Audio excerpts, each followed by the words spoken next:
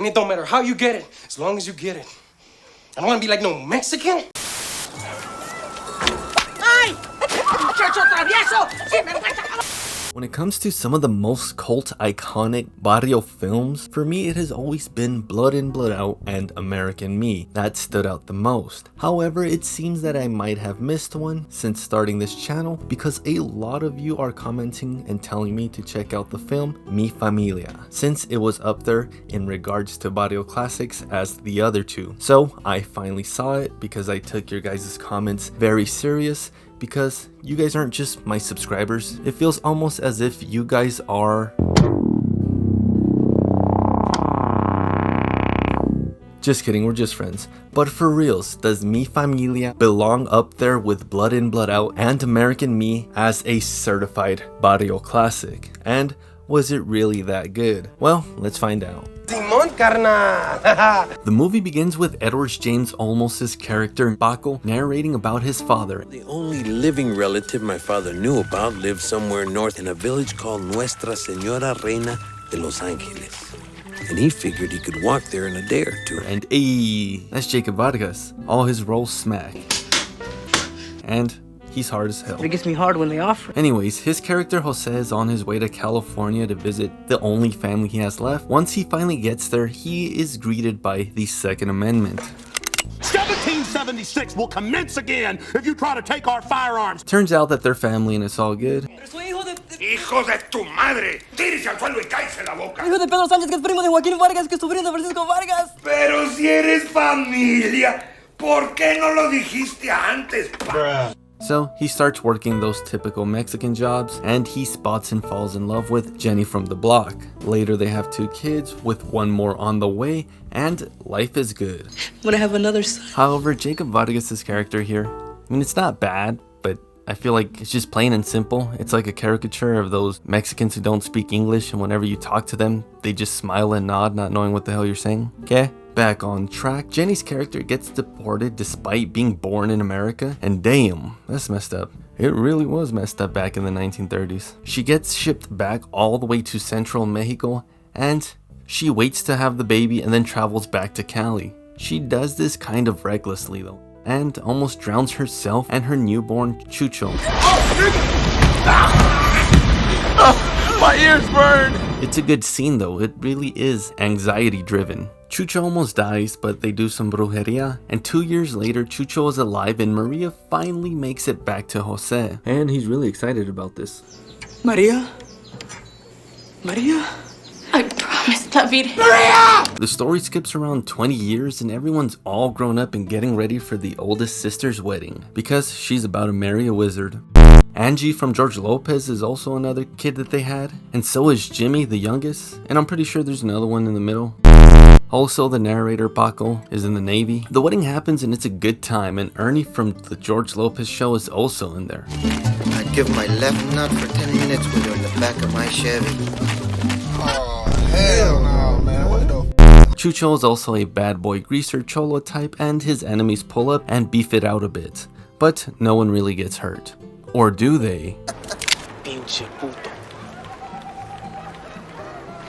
Nah, I'm just playing. No one gets hurt, it's all talk. During this time frame, Chucho is Jimmy's favorite role model and sibling because he teaches him and the neighborhood kids how to tango. But I'm a bit confused though, because isn't Paco the one in the Navy? So why is Chucho the one acting fruity? Ah, come on, fool. Later, the police call the home asking about Chucho and his criminal activities. Once he arrives, Jose and Chucho get into it, arguing and opening a can of putazos. Selling marijuana like some hoodlum. ¿No tienes conciencia? And deadass, I know that this scene struck a nerve with some of you marijuanos watching this right now. They fight and Chucho gets kicked out. I don't want to be like no Mexican. If you think for 1 minute I want to spend all the day pulling up weeds and mowing lawns. Don't say that, mijo. Don't say that. No! Jose! Por favor, no! Por favor, no! Out of here! Take us with you! So a few days passed and Chucho is at a dance with his girlfriend, almost overdosing on the smell of her hair, when the rival is also there and they get into this pretty petty pushy match. Although it does turn into a knife fight, and Chucho kind of accidentally murders his rival. So now he's hiding from the Popo, and Jimmy is the only one who knows Chucho's location. The police do a manhunt and pursue Chucho. Never done anything like this before. However, he unjustly gets got by the police.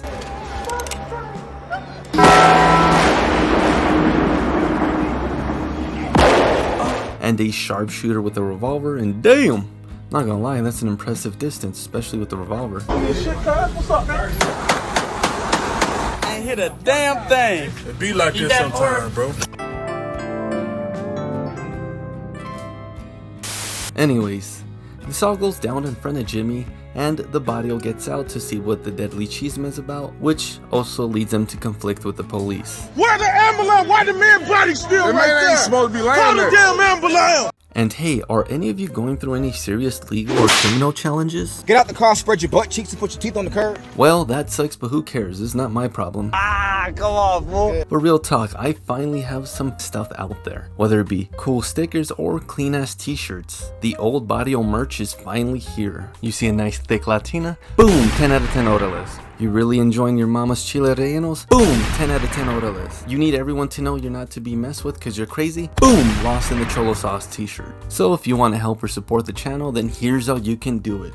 Click the link below. And how will any of this stuff help you with your criminal or legal trouble? It won't. Plus, I know you're already guilty and did it. Don't f***ing lie to me. Did you do it? No. I'm just kidding. But thanks and hope all is well with y'all. Now back to the video. 20 more years pass and the youngest brother Jimmy gets out of the pinta. And he's basically like a loser who doesn't help or contribute to society or la familia. A few days later, Angie comes home and she was a nun, but she marries a priest. Pero a nun and a priest doing it. Ay. And let's just say, she's a nun, none more. That shit is fucking trash, dog. Get the f off the airwaves. Also, I have to point out that the rest of La Familia is basically irrelevant for the rest of the film. Angie and her husband are philanthropists, and they're trying to help this Salvadorian lady from getting deported, basically manipulating Jimmy into marrying her so she can stay. You know, we were thinking that if we could say she was engaged to someone from here, you know, a citizen, we could get her out. That's marriage. That's out. And he does, which then creates a family fiasco. This girl says that you're her husband. Hijo, is that true? Yeah, like technically speaking, but hey, it's not like for real or nothing like that. Later down the relationship, Jimmy neglects Isabella, the Salvadorian girl who he prevented from getting deported. However, she's stubborn and they end up falling for each other, bonding and all. So now Isabella is about to have their baby when she dies at birth. Jimmy blames the doctor, then assaulting him, which then leads to him serving more time in La Pinta, and he has to join La M to survive. Your little puppet's name's on a piece of paper, is it? I got nothing, carnal. I got nothing. Is that where it's gotten into his head? And the only thing I have to think about is doing my time and not letting the time do me, you know? Okay, Sanchez, roll it up.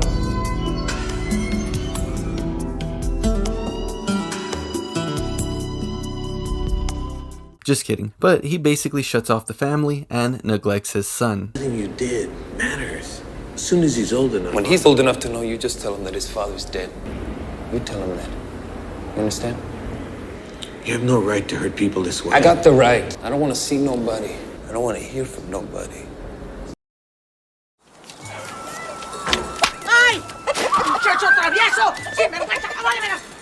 Time passes and Jimmy's son Carlito is a handful. Jimmy comes home and the corn is tall and green on that day. The corn was tall and green the day that Jimmy came home. Told you. Anyways, Jimmy's planning to start over and ditching his son, but once he sees his son, something inside of him sparks up and now he wants to be a dad again. Who's the abuelito? Who's your father? I don't have a father! Carlito ain't having that cause yeah, Jimmy deadass just ditched him. Jimmy tries and tries to win Carlito over to no avail. I hate this is stupid! Your father wants to take you to Disneyland. Don't you want to go to Disneyland yet? No, please. I don't want to see him anymore. He ain't got no reason to want me, Jefita. You know, I always thought he'd be there for me when I needed him. I never thought about what he needed. And maybe he would have had some more luck with some dope ass stickers or a clean ass t-shirt. More resentment comes out from Carlito to Jimmy. Part of La Familia. Shut up, you fucking asshole! Don't you ever talk like that to me again, okay?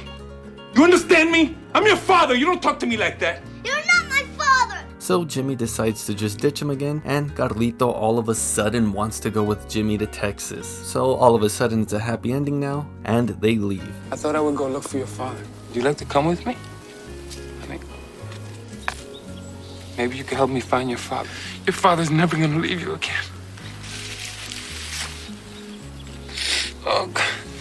Letting Jose and his wife finally be alone in the house. And Edward James Olmos' character narrates the way out. I remember mi familia. But I'm not gonna lie, I don't know why the hell he's narrating. Just because he has an arc on why he wants to be a writer or something in the film. But I mean, honestly, he's not a main character. You really forget about him and like 3 or 4 other siblings throughout the entire film. At the end of it all, is Mi Familia a Barrio classic? No. Is it a bad film? No. However, for me personally, it just feels a bit dull and melodramatic. I'm not saying that the way that this story was told is boring, which is odd because it has a really great cast, good cinematography, and some interesting Mexican themes. Did I miss something? Is the film based off of someone's autobiography? Like, why is Edward James Olmos' character narrating despite only being in the film for like 5 minutes? It's discombobulating, it doesn't make any sense. Since the story starts off with the father's point of view, and then it just kind of bounces from random times in Chucho's and Jimmy's life. That's all, and it works out for everyone in the end. Well, almost everyone. 7 out of 10 orales. Simon carnal. And if you enjoyed this video, please make sure to like, comment, and subscribe, and let me know. Was I missing something? Did I come into this thinking it should have been something else? Or do you agree with the points that I made? Let me know in the comments, and don't forget to pick up some stickers. See ya!